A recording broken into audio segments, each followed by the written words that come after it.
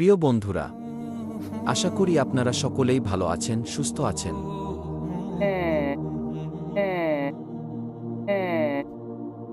ফেরাউনের লাশ থেকে কেন এই অদ্ভুত আওয়াজ বের হল?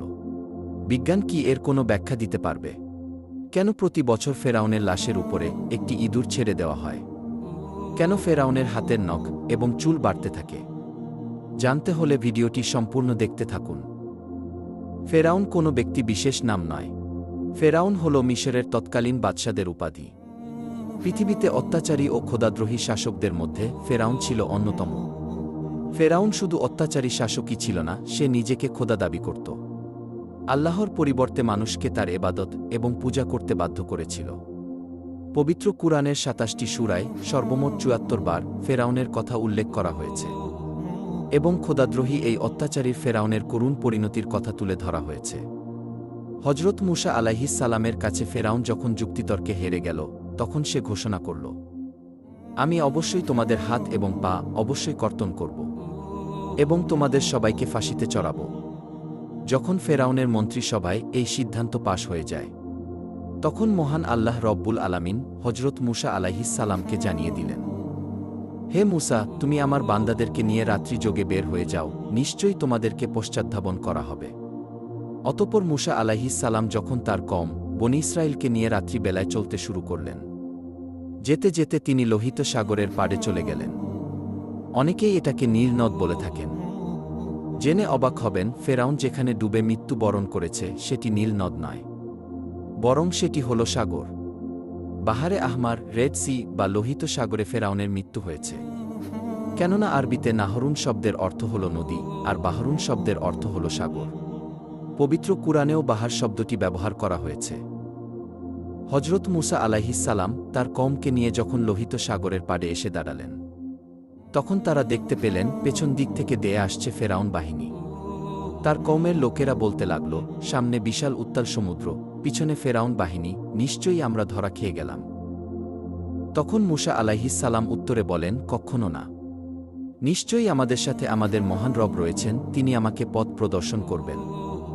অতঃপর আল্লাহ তাআলা বলেন, হে মূসা, তুমি তোমার লাঠি দ্বারা সমুদ্রে আঘাত করো। সমুদ্রে আঘাত করার সাথে সাথেই সমুদ্রের বুক চিরে একটি বিশাল প্রশস্ত রাস্তা তৈরি হয়ে গেল। সাগরের মাঝে রাস্তার দুই পাশে পানি দুই ভাগে বিভক্ত হয়ে সুউচ্চ পাহাড়ের মতো দাঁড়িয়ে রইল। আমরা অনেকেই জানি লোহিত সাগরের গভীরতা প্রায় ৪ থেকে ৯ হাজার ফিট। সুতরাং সমুদ্রের তলদেশের মাটি প্রকাশ পেয়ে দুই পাশের পানি প্রায় ৯ হাজার ফিট উঁচু হয়ে দাঁড়িয়েছিল। শুষ্ক সেই পথ দিয়ে মূসা আলাইহিস সালাম এবং তার কওম খুবই স্বাভাবিকভাবেই সমুদ্র পাড়ি দিয়ে ওপারে চলে গেল। ফেরাউন এবং তার দলবল এসে যখন দেখতে পেল লোহিত সাগরের মাঝ বরাবর একটি বিশাল রাস্তা হয়ে গিয়েছে, তখন ফেরাউনের উজির হামান বলতে লাগল, আমরা ইতিপূর্বে লোহিত সাগরের পাড়ে এসে দেখেছি, কখনো রাস্তা ছিল না, কিন্তু এখন কিভাবে রাস্তা হলো? ফেরাউন তখন উত্তর দিল, এই রাস্তা নাকি সে নিজে নির্মাণ করেছে। আল্লাহ তাআলা পবিত্র কুরআনে বলেন, আমি বনী ইসরাইলকে সমুদ্র পার করে দিলাম, কিন্তু ফেরাউন ও তার দলবল বনী ইসরাইলের পিছু ধাওয়া করল। ফেরাউন তার দলবল নিয়ে যখন সমুদ্রের মাঝপথে এসে উপনীত হল, তখন আল্লাহ তাআলা সমুদ্রকে স্বাভাবিক হওয়ার ঘোষণা দিলেন, ফলে পানি তাদেরকে ডুবিয়ে দিল।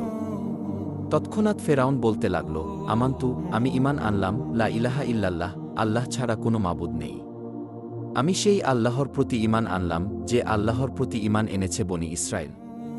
আমি সেই আল্লাহর প্রতি ঈমান আনলাম যে আল্লাহর প্রতি ঈমান এনেছে পয়গম্বর মূসা এবং পয়গম্বর হারুন, এবং আমি মুসলমান হয়ে গেলাম। সুপ্রিয় দর্শক, ফেরাউন সেই মুহূর্তে ঈমান আনলেও তার ঈমান গৃহীত হয়নি। আল্লাহ তাআলা জবাবে বলেন, তুই এখন ঈমান আনছিস, ইতিপূর্বে তুই ছিলি চরম অবাধ্য এবং পৃথিবীতে ফাসাদ সৃষ্টিকারী, সুতরাং তোর ঈমান এখন ধর্তব্য নয়। আল্লাহ তাআলা আরও বলেন, আজ আমি তোর দেহ রক্ষা করব, যেন তোর পরবর্তী লোকদের জন্য নিদর্শন হয়ে থাকে। নিশ্চয় অধিকাংশ মানুষ আমার মহাশক্তিশালী নিদর্শন থেকে গাফেল। ইমাম কাতাদাহ রহিমাহুল্লাহ বলেন, বনী ইসরাইলগণ সাগর পাড়ি দেবার পর মূসা আলাইহিস সালাম যখন বনী ইসরাইলদেরকে ফেরাউনের নিহত হওয়ার সংবাদ দেন, তখন তারা এই খবর অস্বীকার করতে লাগল, কেননা ফেরাউনের ব্যাপারে তারা খুবই ভীতসন্ত্রস্ত ছিল এবং তারা বলতে লাগল, ফেরাউন হয়তো ধ্বংস হয়নি। মহান আল্লাহ তাদেরকে ফেরাউনের লাশ চোখে দেখানোর জন্য এবং এর থেকে অন্যান্যদের শিক্ষা লাভের উদ্দেশ্যে সাগরের ঢেউয়ের মাধ্যমে ফেরাউনের মৃতদেহটি তীরে এনে ফেলে রাখলেন এবং তা সবাই প্রত্যক্ষ করল। এতে করে ফেরাউনের ধ্বংসের ব্যাপারে তাদের নিশ্চিত বিশ্বাস হল এবং তার লাশ হবার জন্যে নিদর্শন হয়ে গেল। পরিশেষে তার লাশের কি পরিণতি হয়েছিল এ ব্যাপারে কোরআন ও হাদিসে কোথাও কোনো তথ্য নেই। কিন্তু এই ঘটনা সংঘটিত হওয়ার ৩,০০০ বছর পর লোহিত সাগরের তীরে জাবালিয়ান নামক স্থানে ১৮৯৮ সালে ফেরাউনের লাশ সর্বপ্রথম আবিষ্কার করা হয়। কিন্তু এখানে প্রশ্ন হল, ফেরাউনের মৃত্যুর পর থেকে ১৮৯৮ সালের আগ পর্যন্ত দীর্ঘ ৩,০০০ বছর লাশটি কোথায় ছিল? অধিকাংশ ঐতিহাসিকদের মতে এটি পানিতে অক্ষত অবস্থায় ভাসমান ছিল। যাই হোক, অতঃপর এই লাশটির সঠিক তথ্য উদ্ঘাটনে মিশর সরকার দীর্ঘদিন গবেষণাগারে সংরক্ষণ করেন। অবশেষে দীর্ঘ গবেষণার পর মিশর সরকার ঘোষণা করেন এটিই সম্ভবত মুসা আলাইহিস সালামের যুগের মিশরের সবচেয়ে প্রতাপশালী খোদাদ্রোহী ফেরাউনের লাশ। বিশ্বব্যাপী এ সংবাদ ছড়িয়ে পড়ায় ১৯৮১ সালে ফ্রান্স সরকার ফেরাউনের লাশ নিয়ে উচ্চতর গবেষণার জন্য মিশর থেকে ফেরাউনের লাশকে রাজকীয় সংবর্ধনা দিয়ে নিয়ে যায়। ফেরাউনের লাশ লাল গালিচা সংবর্ধনা দিয়ে বরণ করা হয়। অবাক করা বিষয় হল, ফেরাউনকে ফ্রান্সে আনার জন্য তার পাসপোর্ট তৈরি করা হয়। পাসপোর্টে তার পরিচয় লেখা হয় মহান মিশর সম্রাট। এটা করা হয়েছে কারণ ফ্রান্সের আইন অনুযায়ী জীবিত কিংবা মৃত কেউ ফ্রান্সে পাসপোর্ট ছাড়া ঢুকতে পারে না। তাই এই নিয়ম মেনেই তাকে ফ্রান্সের ল্যাবে হাজির করা হয়। সেখানে বিখ্যাত সকল সার্জন ও বিজ্ঞানীরা সারারাত গবেষণা করে আবিষ্কার করেন এই লাশটির মৃত্যু হয়েছে সাগরে। তার শরীরে লবণের কণা পাওয়া গিয়েছে। সাগরে ডুবে মরা ছাড়া এমন সামুদ্রিক লবণ কণা পাওয়া সম্ভব নয়। এছাড়া তার কয়েকটি হাড্ডিতে চোটের চিহ্ন প্রমাণ করে বড় বড় ঢেউ রুখতে গিয়ে তার এই অবস্থা হয়েছে। ডক্টর মরিস বুকাইলিকে কেউ একজন বলেছেন, মুসলমানদের কোরআনেও এমন তথ্য রয়েছে যা মিশরের মানুষ সবাই জানে। বুকাইলি অবাক হয়ে বলেন, অসম্ভব, ফেরাউনের মৃত্যুর তথ্য আমরা কেবলই আবিষ্কার করলাম। আজ থেকে ১৪০০ বছর আগে মোহাম্মদ কি করে এমন কথা বলতে পারে? পরবর্তীতে তিনি পবিত্র কোরআন খুলে নিজে যখন এসব আয়াত দেখলেন তখন তিনি খুবই হতবাক হয়ে গেলেন। সত্যিই তো হুবহু মিল রয়েছে। অতঃপর তিনি ইসলাম ধর্ম গ্রহণ করে নিজেকে ধন্য করেন। অবশেষে যখন বৈজ্ঞানিকভাবে প্রমাণিত হয়ে যায় এটি হল মুসা আলাইহিস সালামের যুগের পাপিষ্ঠ ফেরাউন, তখন মিশর সরকার লাশটিকে কায়রোর জাদুঘরে রাজকীয় মমি চেম্বারে একটি কাচের ফ্রেমে প্রদর্শনের জন্য সংরক্ষণ করেন। তবে দেহটি কোনো বিশেষ ব্যবস্থায় মমি করা ছাড়াই সংরক্ষিত আছে। বিজ্ঞান যার কোনো ব্যাখ্যা দিতে পারেনি। কিন্তু অবাক করা বিষয় হল, ফেরাউনের লাশের কিছু অংশে অলৌকিকভাবে গোস্ত বৃদ্ধি পায়।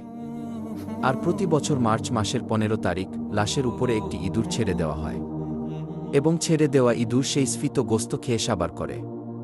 আরও অবাক করা বিষয় হল, অলৌকিকভাবে ফেরাউনের নখ এবং চুল বৃদ্ধি পায়, যা সত্যিই হতবাক ও অবাক করা বিষয়। সম্প্রতি ফেরাউনের লাশের একটি অদ্ভুত আওয়াজ বের হয় যা গোটা পৃথিবীকে হতবাক করেছে। কি সেই অদ্ভুত আওয়াজ, যার কোনো ব্যাখ্যা আদৌ সম্ভব নয়? সত্যিই আল্লাহ তাআলা ফেরাউনকে শুটকি বানিয়ে গোটা বিশ্বের স্বৈরশাসকদের একটি সতর্কবার্তা দিয়েছেন।